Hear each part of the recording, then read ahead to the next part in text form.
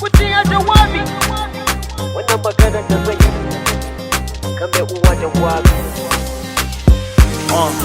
Zan yi magana da fatan za ku gane, shawara ne duk da haka a kiyaye. Ina so in yi magana akan iyaye wayanda suke sa 'ya'yansu yin hawaye. Ta yaya ku ji dalili na guda ɗaya ne, auren dole akwai masifa a cikinsa. Wallahi tallahi mu daina yan uwana, in ba haka ba ka san yanzu ka fara nadama. Yi addu'a ka bata abun da ta zaba, amma ka ga uba ya takura wa 'yarsa kuma ya ce babu dalilin da zai sa ya fasa. Wani ma abokinsa zai ɗauka ya bawa, ko da babu tsufa yaranta babu sonsa.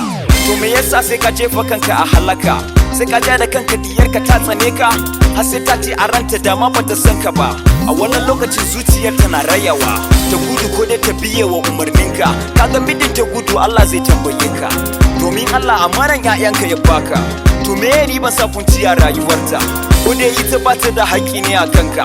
Ka sani yadda kake da haƙƙi a kanta, ita ma haka take da haƙƙi a kanka. Bidin ka shige haƙƙinta Allah na ganinka. Masu yin haka ina roƙon ku tuba,